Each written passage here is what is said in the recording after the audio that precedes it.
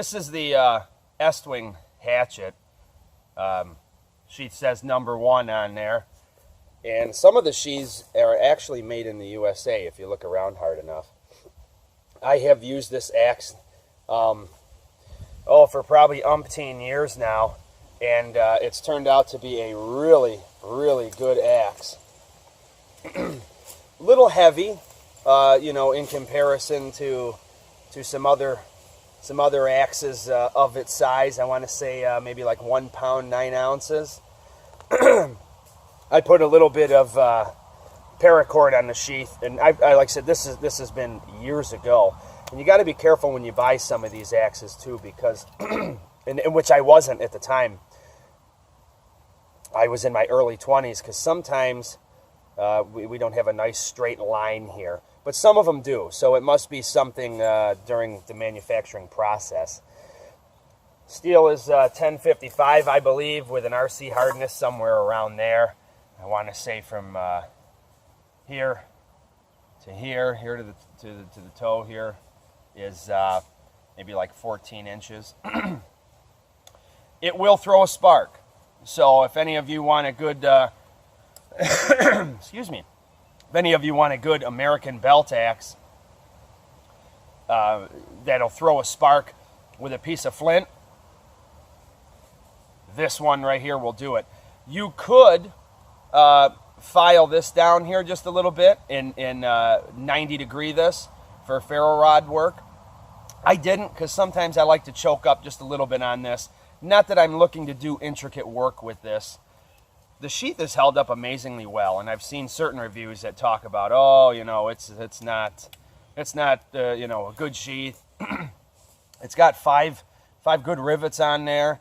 This belt loop has held up. I've carried this on Alice packs. I've carried this on my belt, obviously, and it's done really well. Make sure you got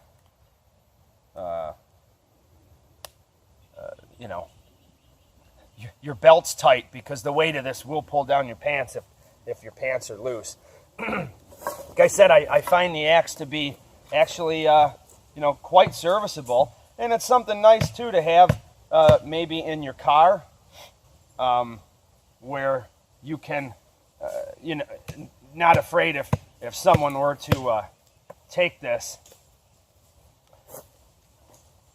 or lose it, or perhaps maybe even get a little bit rusty. But it'll do your tent pegs. It'll do your different pot hanger notches and whatnot. And we use the same techniques with this that you would do your Swedish half axes and stuff like that. The problem obviously lies in the ability to choke up on this, and it gets a little tiresome if you're doing it for any period of time. Now, like I have said previously, I carry a pocket knife always. If I have a pair of pants on, I have a pocket knife. And if I don't have a pocket on my pants, sometimes it'll reside in a sock.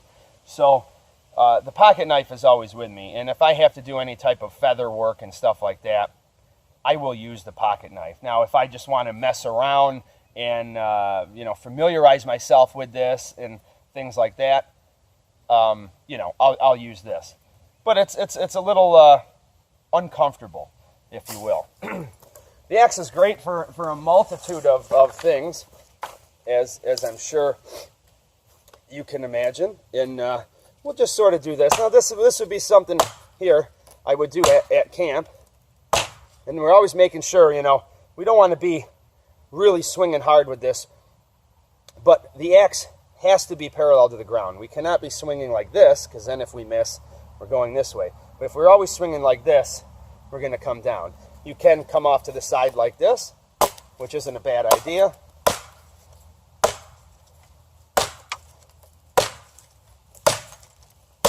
And around camp, stuff like this works out great. You just want to maybe split a piece down just to get on the old fire. And these axes do baton quite well, because I'll show you here. Because if you do, let's start from this end here. Make sure you're always doing the proper grain orientation, whether you're delimbing or you're batoning. This might be a little too light for this application, but basically once I can get down into here, or if my head is buried, you can pound on this, and you will get some vibration off that. It's unavoidable, and that is one of the downsides of the axe, is some vibration. The other cool thing about this is because of its all steel construction, you can really pry things open with this, and you can actually feel the steel flex, but of course it's not going to be an issue at all in terms of breakage or anything like that. You're not going to break this product. I mean, you would really have to be a chimp to break that product.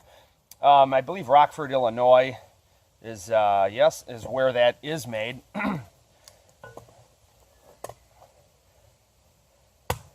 And because of the particular steel that it's made of and the low RC hardness, it doesn't really hold an edge for too long.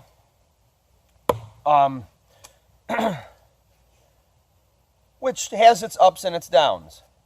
If you're not afraid to sharpen stuff in the field, or you always carry something to maybe touch things up, it's not a problem at all.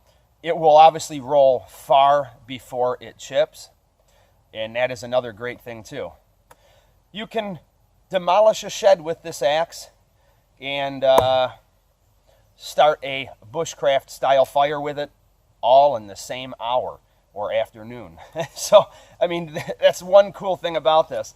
And you can find them anywhere. And I've always sort of been a proponent of getting used to using tools that you can find in your local hardware stores.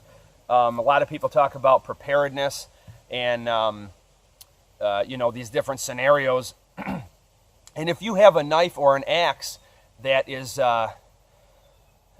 hard to come by, and that's the only thing you're really used to, what happens when you don't have that? Are you going to be able to grab the Buck 119 off the shelf of your local hardware store and do your bushcraft? Are you going to be able to grab a small hand axe like this and do your wilderness survival? Are you going to know your way around this tool? In those situations, these severe situations, you don't want it to be the first time you've used an axe that you have with you. So these are things that you might want to practice. I've tried things like this, and you may not be able to see this here. You can pull some okay feathers off of this right here. All right. And once again, this axe really, this is not its application. All right. And we can. This axe has been used so much, and only just field sharpened, that sometimes the edge is not all uniform and pretty, like maybe you'd get on some of those boutique axes. And to start, the edges are usually not perfect. But perfection like that is, and many times it's not necessary. If you want things to look pretty and in those types of things, it's okay. You want these big, nice ribbons of feathers. Excuse me. But it's like I said, it's not really too necessary. So I mean, you can make just about anything. Like I said, I brace myself like this with it. I've braced myself up against a tree like this and used two hands. Guide the axe with two hands, if you will, and make your curls or do your finer work if necessary. Short work of kindling, and like I said, you can have a couple of these axes for $70 or less, and they will absolutely last you a lifetime. I happen to like the full metal construction for certain applications. Like I said, it doesn't have the warmth of a nice hickory handled axe, and it doesn't have the comfort of choking up to do certain tasks like a nice hickory handled axe, but it excels in some other regions too. And like I said, the cool thing about it too is this baby can pop off the belt and do your flint and steel fires, things like that. And you will not be afraid to use this, because you can go and you can purchase another one, or you can have 2 or 3 on hand, perhaps one in a bug out bag, one in a truck, and use these things. Use them up, man, because they're plentiful, they're inexpensive, and they're high in quality for really what they are. I believe some of the older models used to have a